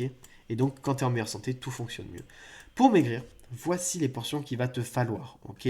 Donc, en termes de légumes, tu peux aller à un dosage qui est quasiment illimité, mais je vais te conseiller, pour commencer, à 150-200 grammes à chaque repas, ok. Si tu as encore faim après ces repas, à la fin du repas ou un peu plus tard, dans, disons 1 heure ou 2 après, tu as un creux, c'est que tu n'en as pas mangé assez. Donc tu peux manger 250 jusqu'à 300 grammes de légumes, tu peux même monter, mais au-delà, ça va être très très très compliqué d'arriver à manger au-dessus. Déjà, essaye de te faire 200 grammes de légumes, tu verras, c'est déjà très très bien. Ok. Donc, pourquoi en fait les légumes on peut y aller? Parce que voilà, au 100 grammes, 23 calories, 35 calories, c'est rien du tout. Par exemple, 1 kilo de courgettes. Si tu manges 1 kilo de courgettes, tu vas être à 170 calories. Ok. C'est quasiment impossible dans une journée de manger 1 kilo de courgettes. Et si tu arrives à les manger, dis-toi que c'est l'équivalent d'avoir mangé la moitié d'un Mars, d'un Snickers. Ok. Donc tu te rends compte à quel point en termes de satiété c'est énorme. Tu as 1 kilo de courgettes vs un demi-Mars. Et pour le coup, la différence sur ton ventre, elle est énorme. Ok. Et même en termes de santé, de vitamines que tu vas avoir, c'est incomparable. Alors, juste là, parmi les légumes verts, des légumes auxquels il faut faire attention, c'est les petits pois. Pas en excès parce que c'est aussi calorique qu'un féculent. Ok, c'est aussi calorique que des pommes de terre. D'accord. Et l'artichaut, bon, on n'en voit pas des quantités d'artichaut à chaque fois, donc bon, c'est anecdotique. Anecdotique. Pour les autres légumes, le panais, la patate douce, la pomme de terre, le maïs. Pourquoi en fait ils sont en rouge? Parce qu'en réalité, c'est pas des légumes, ce sont des féculents. Ok. Et on va aller voir après ce que c'est des féculents. Et je vais donner les dosages de ces légumes-là. Alors, ensuite, une fois que tu as choisi ta source de légumes, en bon dosage, ok. Donc tu auras ces tableaux-là, tu pourras te les mettre devant toi et te dire, bon, je vais mettre des brocolis avec ça et avec ça. Et tu pourras constituer tes assiettes, tu auras les proportions à chaque fois et tu sauras exactement que là, tu es en perte de poids. Ok. Je te montrerai une façon aussi de comment faire pour ne plus avoir à peser tout ça à chaque fois. À chaque fois, c'est chiant de peser. On n'a pas envie de peser à chaque fois, donc je te montrerai comment faire. Dans une autre vidéo. Ce sera toute une vidéo tuto. Comment ne plus peser, elle s'appellera. Alors, pour la protéine, qu'est-ce qui se passe? C'est que tu as, par exemple, 100 grammes à 150 grammes par repas. C'est déjà très très bien. Tu peux monter jusqu'à 200, mais en général, pas nécessaire. 100, 150 grammes, ça équivaut à quoi? Ça équivaut à un blanc de poulet, un filet de dinde, un steak haché, ça revient à peu près une côtelette de veau, ça revient à peu près à ça, trois tranches de jambon à peu près, ok? Juste fais attention à certaines viandes, certains bœufs, certaines pièces de bœuf peuvent être un petit peu trop caloriques, trop grasses, certaines pièces du porc comme du bacon par exemple. Du bacon c'est bien trop gras, ok? Donc ça peut vite monter les calories, mais là, dans ce que tu vois, tout est à peu près clean, ok? Alors ensuite, les féculents qui sont souvent à la base de pas mal de surpoids parce que les gens en mangent trop. Il faut en manger, mais juste dans les bonnes quantités, ok? Donc, qu'est-ce qu'il faut? Le riz blanc, le riz complet, les pâtes, le quinoa, la semoule, les lentilles, les pois chiches, les haricots rouges. Il faut entre 60 et 70 grammes secs. Tu prends un verre transparent chez toi ou quoi, un verre en plastique, donc un gobelet. Tu vas mettre 70 grammes de riz et là tu vas mettre un trait. Tu vas marquer riz. Hop. Dès que tu as 70 grammes, 60 grammes, on va commencer. Dès que tu as 60 grammes qui sont dedans, tu mets un trait là où c'est. Ok. Hop. Et voilà. Et comme ça, tu n'auras plus jamais à peser. Tu sais qu'à chaque fois, tu mets une portion, deux portions, trois portions, quatre portions. Ok? Ça, c'est vraiment une des manières les meilleures pour ne plus avoir à peser à chaque fois tes aliments. Ok? Tu peux faire un trait pour le riz, un trait pour le quinoa, un trait pour la semoule, un trait pour le pois chiche, parce que chacun a une taille différente. Ok? Et donc voilà, tu fais comme ça à chaque fois. Ok? Voilà. Très simple. Et si tu respectes ces dosages, tous les dosages là que je viens de te montrer, tu es sûr de ne jamais, jamais, jamais être en surpoids. Ok? Donc, quelques exemples simples. Voilà, si tu te fais un petit saumon cuit avec des pommes de terre, avec des haricots verts, des oignons, j'ai mis 100 grammes, 200, 250. Là, j'ai vraiment respecté tout ce que je t'ai dit avant. Eh bien, à la fin, le total du repas, c'est 460 calories. Ça veut dire que tu peux le manger 3 fois dans la journée, il se passe rien. Tu perdras du poids. Ok? Là, pareil, j'ai mis des asperges cuites, un steak haché, du riz cru. Donc, une fois qu'il est cuit, il faut faire x3 sur le poids qu'il fait. Mais voilà, qu'est-ce qui se passe? C'est que tu es à 450 calories. Donc, tu pourrais aussi en manger 3 fois dans la journée. Ça pose pas problème. Tu es sûr d'être en perte de poids avec ce genre de repas. Ok? Donc, aussi, je veux que tu dises un truc, c'est que quand tu fais ta création d'assiette, n'hésite pas à venir varier tes légumes, ok? Là, là, dans cet exemple-là, pardon, tu as, on a pris du quinoa, ok? 70 grammes sec. On a pris du poulet, mais on a mis de la tomate, des concombres, des épinards fraîches, de l'oignon rouge cru. Tu peux mettre du maïs, bon, le maïs doucement, mais tu peux mettre aussi, par exemple, de la coriandre, tu peux mettre plein de trucs, de la menthe, et à la fin, tu arrives à 472 calories et tu as quelque chose vraiment de très bon, de très simple, de plein de vitamines. C'est vraiment. Là, tu n'as que des bonnes choses. Ok? Et là, tu es sûr de pas du tout être en surpoids. Ok? Là, c'est sûr que tu vas perdre du poids si tu fais des acides comme ça. Là, maintenant, en fait, tout l'enjeu, c'est comment rendre tous ces aliments plus sexy. Parce qu'en fait, quand ils sont bruts, ben, ils n'ont pas un goût très attractif en comparaison avec les aliments qui sont transformés, ils n'ont pas un goût attractif. Mais en réalité, c'est le vrai goût des aliments, tout ça. Ok? Mais comment les rendre plus attractifs? Simple. En utilisant des épices, en jouant sur les formes, les textures, le chaud, le froid, ok? Dans le récap, je t'ai remis quelques recettes, je vais t'expliquer un petit peu, mais je te dirai avec quoi, quelles épices se marient le mieux, ceci, cela. Mais retiens bien un truc, c'est que en fait, il y a 1000 manières de cuire et de sublimer des aliments. Tu as plusieurs manières de faire des œufs, tu as plusieurs manières de travailler la pomme de terre. Tu peux la faire en purée, tu peux la faire à la vapeur, tu peux la faire sauter à la poêle, tu peux la faire de plein de façons. Ok. Et retiens bien quelque chose, c'est que si tu n'aimes pas un aliment, sache qu'un très très bon cuisinier, il est capable de prendre tout ce que tu détestes et d'en faire un repas délicieux simplement parce que il maîtrise la cuisine. Donc, euh, moi je l'observe souvent, c'est que il y a beaucoup de gens qui, par désintérêt de la cuisine, se provoquent du surpoids. Alors que c'est vraiment quelque chose, en fait, si t'aimes pas la cuisine, c'est en général que tu maîtrises pas bien la cuisine. Quand tu maîtrises bien la cuisine, t'adores parce que t'as envie de tester ça, ça, ça. Tu testes une recette, tu te dis, c'est pas mal, la prochaine fois je changerai ça, je l'améliorerai comme ça. Tu vois les défauts et tu te dis que t'amélioreras la prochaine fois. Donc c'est vraiment presque un jeu la cuisine, ok? Alors, ensuite, tu peux finir tes repas par un fruit, ok? Je t'ai fait la liste des fruits les moins caloriques, ok, et les plus intéressants. Deux par jour, c'est déjà très bien, ok? Deux par jour, c'est déjà très bien. Pourquoi pas un le midi, pourquoi pas un le soir? C'est très bien, ok? Alors, ensuite, pour les petits-déj, collations, goûter sucré, tu as plein de recettes sur mon Instagram déjà et sur ma chaîne YouTube, ok? Je te mettrai dans la fiche des exemples de petits déjeuner, d'accord? Alors, ensuite, truc à très bien retenir, il faut que tu rentres ça dans ta tête absolument, c'est bois au moins 1,5 litre d'eau par jour, ok? Je reçois régulièrement des infirmières qui font tout bien et qui se freinent simplement parce qu'elles ne boivent pas assez. Elles sont dans le feu de l'action, dans le feu du service et elles ne boivent pas. Elles oublient de boire, ok? Et parfois, il suffit juste de boire la bonne quantité d'eau pour débloquer ta perte de poids, ok?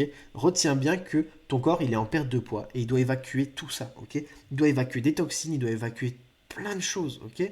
Toute cette matière, tu vas devoir l'enlever. Et pour l'enlever, si c'est tout sec, ça passera pas, ok? Il faut vraiment que tu te dises, voilà, mon corps a besoin d'eau, ok? Et sache un truc, si tu lui apportes pas assez d'eau, il le fera pas tout ça, d'accord? Ne sous-estime surtout pas ce facteur. Si tu bois pas assez d'eau, ton corps marche au ralenti, ok? Il y a une de mes élèves justement qui me disait, je trouve ça fou que simplement en buvant de l'eau, je sois arrivé à débloquer ma perte de poids. Pourquoi? Parce qu'elle faisait tout bien. Et à un moment, je tique et je lui dis, mais attends, tu bois assez d'eau? Et elle me dit, ouais, non, c'est vrai, je bois pas beaucoup.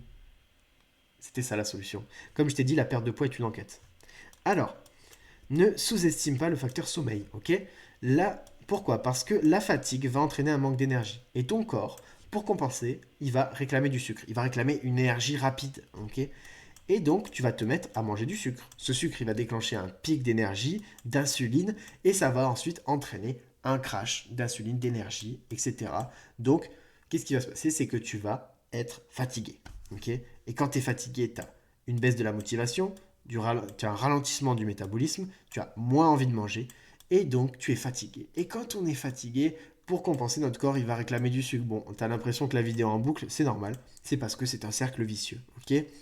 Quand tu dors mal, la gréline et la leptine, qui sont des hormones qui régulent la faim, elles sont complètement cassées, ok? Et donc, ce qui se passe, c'est que quand tu dors pas assez, ton corps, il va réclamer de la calorie rapide, ok? Hop, je te le mets si tu veux regarder. Voilà. Bref, dors bien et dors mieux. Je ferai une vidéo à part entière sur le sommeil pour les infirmières et comment l'optimiser, c'est vraiment hyper important. Faut le faire quasiment au cas par cas, ça. Mais voilà, je te ferai une vidéo comment l'optimiser, quel complément alimentaire. On verra ça ensemble dans une autre vidéo parce que ça serait trop long sinon. Ok? Et l'aspect motivation. Sans motivation, aucun objectif n'est atteignable. Pourquoi je dis ça? Parce que en fait, pour atteindre n'importe quel objectif, tu vas passer en fait par cette phase-là. C'est que d'abord, en fait, tu as l'envie de changer, donc tu es motivé. Cette motivation, elle va te faire des choses, des actions. Ok? Et si tu fais les actions pendant assez longtemps, ce qui va se passer, c'est que tu vas avoir des résultats. Et ces résultats, à la vue de ces résultats, ça va te motiver. Et donc, tu vas te mettre à faire des actions. Résultat, motivation, action. C'est un cercle vertueux. Ok?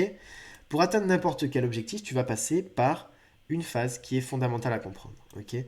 Il faut absolument que tu comprennes la courbe de la réussite. C'est hyper facile à comprendre et on ne te l'apprendra, on ne l'apprend nulle part. Personne ne te l'apprendra. Tu m'envoies la vidéo si tu vois quelqu'un d'autre qui t'en parle. Au début, quand on commence, alors là tu as le temps. Plus j'avance ici, plus le temps passe. Ok.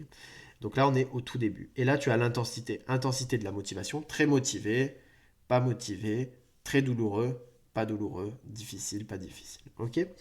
Alors, numéro un, quand tu commences, on est là, on est très motivé et tout est facile. Ok. Quand tu fais quelque chose, c'est pas douloureux, ça va. Ok. Mais petit à petit, le temps va passer et là, ta motivation, elle va commencer à baisser, elle va chuter. Ok.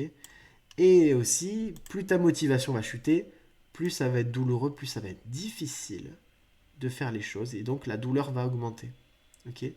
Elle va augmenter jusqu'à un moment où vraiment les courbes vont s'inverser. Ok. Hop là, boum, ça va chuter. Plus le temps passe, plus c'est dur, c'est très douloureux et on va arriver à un moment où on n'a pas du tout envie d'y aller, de faire les efforts, c'est douloureux et en même temps, on a zéro motivation. Ok. Le moindre effort est douloureux, on a zéro motivation. Mais si tu continues, tu vas commencer à avoir des résultats. On dit souvent que la réussite, elle est juste après le moment où on comptait abandonner. Ok? Et ce qui se passe, c'est que si tu continues, tu vas commencer à avoir des résultats. Et ça va te motiver. Ça va te motiver, ça va te motiver. Et plus tu vas être motivé, moins ce sera douloureux. Plus ce sera facile de faire des efforts. Et donc la douleur va descendre.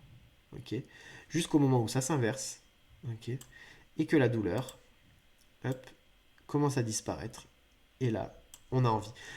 Et ce qui se passe, c'est que les gens abandonnent ici. Là, quasiment tous les gens abandonnent là. Là, on a pas mal de gens qui abandonnent quand ça commence à faire houille. Hein. Là, c'est vraiment le champ de bataille. Dans cet endroit-là, il y a beaucoup de gens qui abandonnent. Et le truc, c'est que tes résultats, ils sont là. Ok? Et ici, dans cette partie-là, tu as tous les gens qui font ça. C'est dans leur vie, ça fait partie de leur quotidien. Ce sont les gens qui ont le corps que tu veux. Ok? Ils sont là. Ils font les choses avec plaisir. Et il y a une de mes élèves, tu vois, qui avait très bien illustré ça en m'envoyant un message. Elle m'avait dit, au début c'était dur, mais plus le temps passe et plus je prends du plaisir. Aujourd'hui, c'est totalement inscrit dans mon mode de vie et c'est carrément mieux. J'ai l'impression qu'avant, j'étais soumise à mon estomac et que je n'avais pas un mot à dire. Et maintenant que j'ai fait le plus dur, j'ai vraiment la sensation que je suis enfin aux commandes de mon corps. C'est enfin moi la chef. Et oui, parce qu'en fait, là, tu viens de passer toute la difficulté. Ensuite, à la fin, tout est de plus en plus facile et ça se stabilise. Tu es tout le temps motivé et c'est facile, tu vois.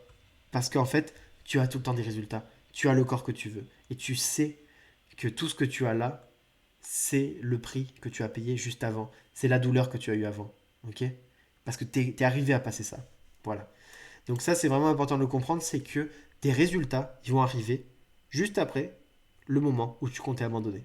Donc si tu as abandonné, c'est ça le problème. La plupart des gens abandonnent avant d'avoir leurs résultats. Bref, on va commencer à voir cette histoire de motivation. Ok? Voici les 3 étapes pour la motivation. Numéro 1, il faut créer la bête. Numéro 1, il va falloir nourrir la bête. Et numéro 3, il va falloir défendre la bête. Ok? Ta motivation est une bête. Ok? C'est une créature. Ok? Donc, comment créer la bête? Numéro 1, tu vas écrire ton pourquoi. Tu auras cette fiche dans le récap de la vidéo à la fin. Ok? Tu peux avoir l'impression que c'est inutile, mais c'est vraiment fondamental. Ok? Pourquoi tu veux changer? Il y a beaucoup de gens en fait qui ne passent jamais à l'action, qui ne changent pas, parce qu'ils n'ont pas de pourquoi. Quand je leur dis pourquoi tu fais ça, ils vont me dire bah je sais pas, pour ressembler aux autres. Tu vois. C'est pas un pourquoi assez fort. C'est pas un pourquoi assez fort. Pourquoi tu veux changer? C'est ce que tu vas écrire là, ok? Qu'est-ce que tu ne veux plus? Je vais changer parce que je ne veux plus. Je vais changer parce que je souhaite faire ça grâce à ce changement. Je vais changer pour pouvoir prendre telle revanche parce que je ne veux plus vivre ceci, je ne veux plus vivre cela. Voilà pourquoi je vais changer pour pouvoir me permettre de faire ci, me permettre de faire ça, ok? Et sache une chose, c'est que ton pourquoi, il n'a pas besoin d'être éthique, ok? Tout carburant est bon à prendre s'il te permet d'avancer. D'accord? Il n'y a pas de oui. En fait, t'es pas Mère Teresa. D'accord? Donc, tu n'es pas là pour, en réussissant ton objectif, vaincre la faim dans le monde. D'accord? Tu es là pour toi. Et si en fait tu dois prendre une revanche sur un ex, sur la vie, sur je ne sais quoi, si tu veux humilier je ne sais qui une fois que tu as ton super physique, peu importe. Ok? Peu importe. L'important, c'est que, comme je viens de dire juste ici, tout carburant est bon à prendre tant qu'il te permet d'avancer. Ok? Ton pourquoi, il ne me regarde pas, il ne regarde que toi. D'accord? Donc tu vas prendre une feuille et tu vas écrire ton pourquoi. D'accord? Et justement, une personne sur Instagram, je lui dis écris-moi ton pourquoi. Ok? Je lui ai dit tu n'as pas de pourquoi, écris le pourquoi, c'est ça ton problème. Et elle m'a dit écris mon pourquoi, ça m'a donné la rage de changer, c'est impressionnant. L'exercice est tout bête, mais il fonctionne du feu de Dieu. Et oui, oui, oui. Ok?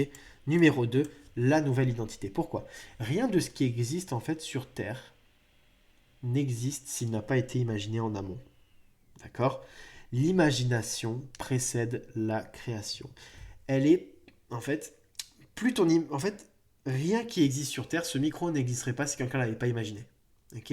Tu peux regarder tout ce que tu veux, ton iPhone a été imaginé dans le cerveau de Steve Jobs. Ok? Ton MacBook aussi. Tout ce qui existe ici sur Terre a été imaginé dans le cerveau de quelqu'un. Ok? Et ton corps de rêve n'existe pas et n'existera pas si tu l'imagines pas. D'accord? Donc, sache une chose aussi, c'est que plus elle est précise et plus la création aura de chances d'aboutir. Donc, écris à quoi va ressembler la toile la plus incroyable, celle que tu n'imagines pas possible, ok? Même celle que tu te dis, c'est impossible, tu vois, ok? C'est le moment de rêver grand et de demander parce que si tu te donnes les moyens, tu vas l'atteindre plus vite que prévu et tu iras même plus loin que ça, d'accord? Donc, écris quelle est la nouvelle toi, ta nouvelle identité, la meilleure toi, quels sont ses sentiments, quel est son caractère, est-ce qu'elle procrastine, comment elle est, euh, qu'est-ce qu'on dit d'elle, qu'est-ce qu'elle mange tous les jours, à quoi elle ressemble, que pensent les gens d'elle, qu'est-ce qu'elle fait de ses journées, à quoi elle ressemble la nouvelle toi. Tu vois, tu vas écrire, et tu vas l'écrire bien sûr au présent. Je suis nanana nanana nanana nanana. Je mange tous les jours ta ta ta ta ta. J'ai un caractère comme ci, comme ça. Tu vas écrire tout de A à Z au présent, ok? Aucune personne n'est devenue extraordinaire par hasard. D'accord? Garde-toi ça en tête. Plus ton objectif sera clair et plus tu auras de chances de l'atteindre. Donc, aucune personne n'est devenue extraordinaire si elle ne l'a pas voulu en amont. C'est ça que tu vas faire. D'accord? Et ensuite, une fois que tu as créé cette bête, ok, donc tu sais pourquoi tu fais ça, tu sais l'objectif que tu veux atteindre, tu vas devoir nourrir cette bête, nourrir ses rêves. Et là, on va utiliser la méthode de Hill et de Brian Tracy, de Napoleon Hill et de Brian Tracy, qui sont les deux plus grands théoriciens de la réussite d'objectifs. Euh, Napoleon Hill plus au siècle dernier, Brian Tracy plus à notre siècle. Et donc, en fait, ils ont une méthode qui est commune, qui est très simple. En fait, tu vas prendre un petit carnet. Ok, tu vas aller l'acheter par là, un petit carnet avec un beau stylo. Et en fait, tu vas écrire 3 à 5 objectifs que tu souhaites atteindre tous les soirs. Si tu peux le faire aussi le matin, c'est encore mieux.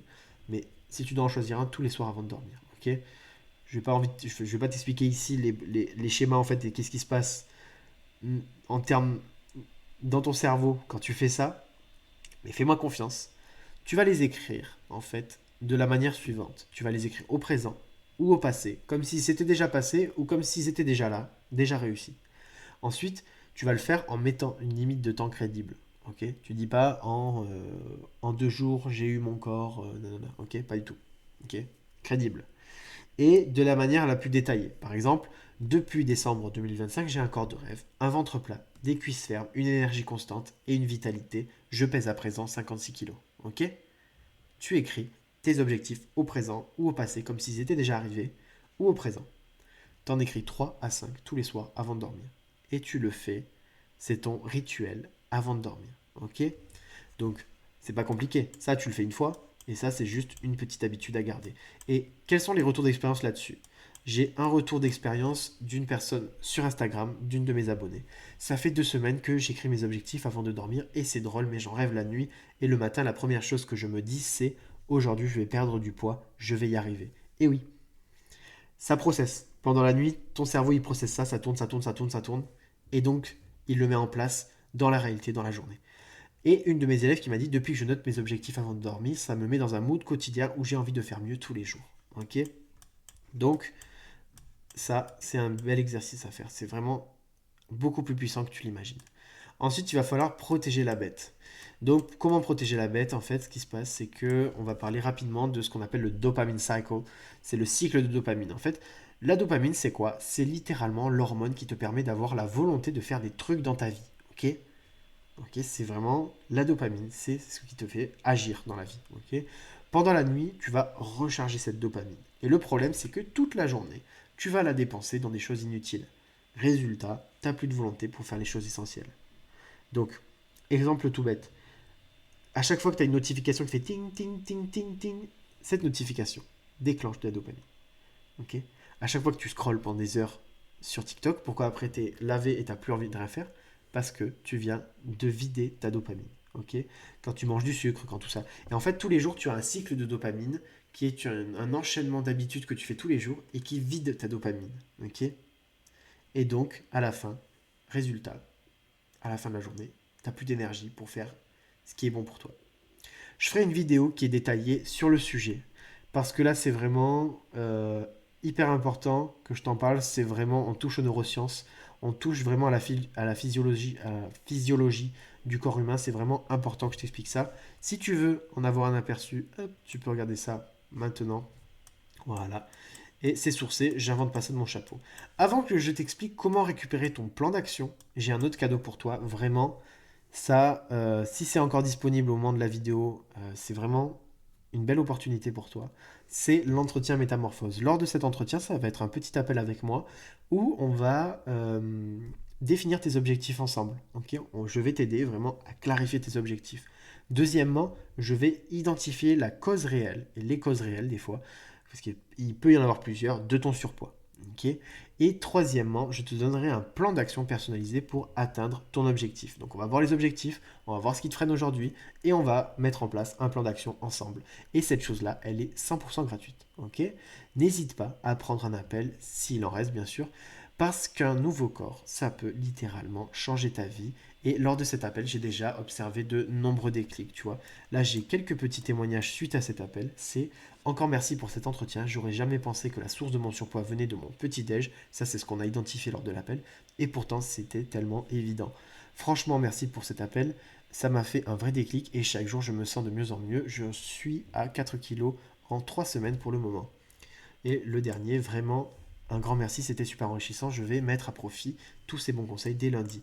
Donc, sache une chose, si tu veux avoir un entretien métamorphose avec moi-même, pour réserver cet entretien, que tu veux, qu'il est offert, qui est gratuit, c'est simple, tu vas dans le lien en description et tu trouves un créneau. Tu regardes, ça va t'ouvrir une page. Je te mets sur le côté là une vidéo qui va te montrer comment faire. Et voilà. Et tu regardes en fait. Par contre, le nombre d'appels il est limité. Je le fais seulement pendant une période de l'année parce que je ne peux pas faire ça toute l'année. Ce serait vraiment trop de temps. Et pour répondre rapidement à tout le monde, pour pas que je le reçoive en message à chaque fois parce qu'on me pose souvent la question, pourquoi cet appel il est gratuit? C'est simple, c'est parce que je pense vraiment qu'avant de recevoir, il faut que je donne. D'accord. Et si je t'aide à perdre du poids gratuitement, ça te prouvera que ma méthode elle fonctionne. Ok. Et en fait, certaines d'entre vous arriveront à perdre du poids par elles-mêmes, et il y en a d'autres qui préféreront ne pas avoir à réfléchir, ne pas avoir à faire toute cette démarche, et ça se comprend, et qui préfèrent être accompagnés, d'avoir quelque chose de 100% personnalisé avec un vrai suivi tout le long, de pouvoir poser les questions qu'ils veulent tout le long du process. Donc voilà, c'est pour ça en fait, c'est que voilà, je sais que si je t'aide, voilà, tu, tu pourras, certaines voudront me le rendre. Voilà, c'est tout. Et si tu prends cet appel et que tu veux pas à la suite, par la suite, après avoir eu des résultats, prendre un coaching avec moi, il n'y a pas de problème. Tu me dois rien. Bref, si tu veux le résumé de ce cours qu'on vient de voir, avec un plan d'action qui te permettront de perdre tes premiers kilos, c'est dans la description ok, de cette vidéo. Mais moi, quoi qu'il arrive, je te conseille quelque chose, c'est que si comme Marion, qui est infirmière à Lyon, tu veux pouvoir m'envoyer tous mes habits sont trop grands maintenant, parce que tu viens de faire une perte de poids, et que tu veux que je te donne une excuse pour aller faire tes boutiques et pouvoir refaire toute ta garde-robe, et pouvoir enfin mettre des habits que tu pensais pas possible, que tu te disais peut-être ces habits c'est pour les autres, ok. Ces habits c'est pour les filles minces. Si tu veux vraiment pouvoir mettre de nouveaux habits, hein, et changer de corps et te sentir mieux, n'hésite pas. C'est l'entretien métamorphose, ok. Il y a déjà plus d'une centaine d'infirmières qui ont changé grâce à la méthode Nurse Model. L'entretien métamorphose, je rappelle, il est 100% gratuit. Par contre, les places elles sont limitées. Je fais seulement ça 2 à 3 fois par an. J'ouvre les places de cet entretien. Donc va voir dans la description maintenant s'il reste des places, ok. Si tu veux vraiment passer à l'action et que je t'aide à atteindre le corps de tes rêves, ok. C'est dans le lien en bio. Tu passes par l'entretien métamorphose. On voit ce qu'il y a, ce qui va pas. Je te donne le plan d'action, ok. Et si à un moment, eh ben, écoute, tu as des résultats et que tu veux un jour passer avec moi en accompagnement privé, eh ben écoute, tu sauras que mes conseils fonctionnent. Ok. Sur ce, je te dis à la prochaine. Ciao.